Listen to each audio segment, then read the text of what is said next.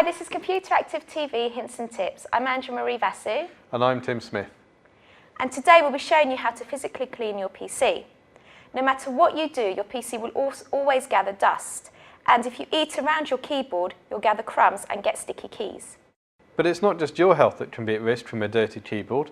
Your PC can wind up running hot and slow due to dust building up on the heatsinks and fans that are mounted inside the case. So it's a good idea to keep these as clean as possible. But you'll be pleased to know that cleaning your PC is very simple. We'll be showing you how by opening up the system unit and also using compressed air and cleaning wipes. Now, a small word of warning before we start. Opening the case of your computer may invalidate the warranty if this still applies. So it's worth checking the paperwork before you start.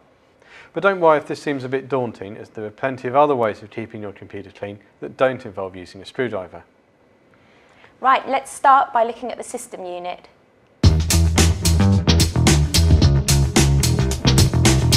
Getting inside the case is easier than you might think and may not even require a screwdriver. First, make sure that everything's been unplugged from the back of the computer, especially the power, and earth yourself by touching the bare metal on a radiator.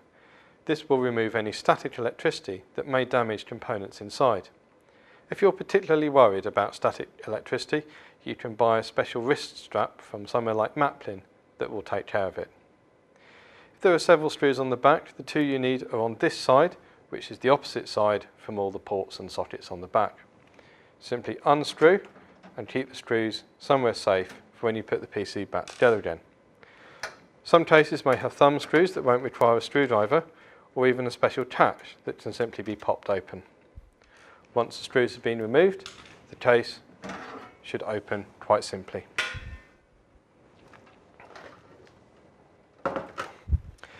Once inside the case, you can see the different fans that are used to propel air around, and you may notice that there'll be dust on the edges. This is quite simple to remove with your finger or with a cloth. Be careful not to touch any of the metal components inside the case. Instead, take your trusty compressed air and direct it at any bits that look dusty. There's nothing dangerous inside the case except for the power supply, which is quite safe as long as you leave it in its casing. If it looks dusty, and there's normally another fan, so it may well be, just direct the compressed air through the vents on the underside. Now, while the computer is open, it might be a good idea to tie back some of the cables, as this helps the air move through cleanly. As you can see here, group the cables loosely together, pull the cable tie round, and then pull it tight. Don't pull it too tight because these cable ties lock automatically, and so you'll need to cut them with a pair of scissors later on. Now that the PC is clean and all tidied away, replace the case and replug all of your peripherals.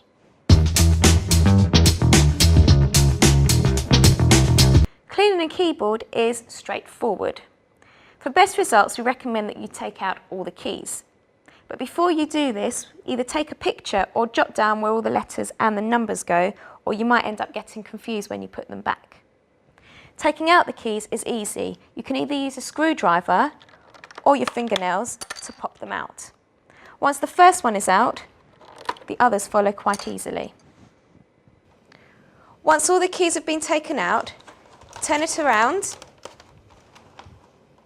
pat it to get rid of all the dust and all the crumbs. The keys can then be cleaned with warm soapy water and a toothbrush, or popped in a cloth bag and into the washing machine. The rest of the keyboard can be cleaned with an alcohol-free wipe. Once this has been done and the keyboard is dry, you can then start putting your letters back in. After that, you're ready to go.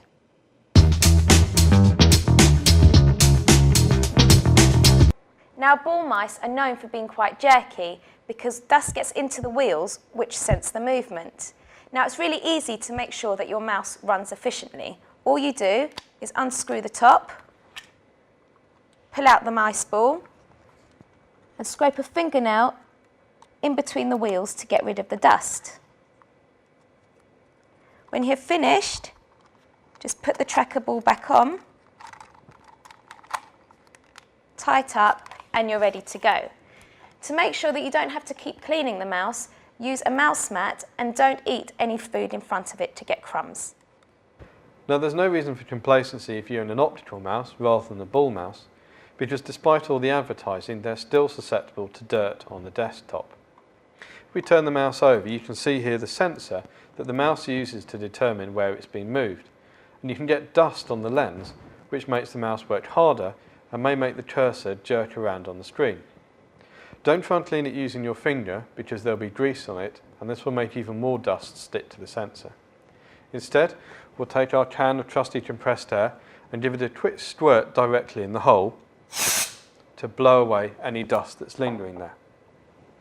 Now the other things that might need cleaning are the 4 feet on the bottom of the mouse. These are made out of a special material to reduce friction as much as possible to make the mouse move smoothly on the desk. And as you can see on our mouse here, you can get dirt sticking to them. You can either wipe them clean using a cleaning cloth or simply scrape away the dirt with your fingernail.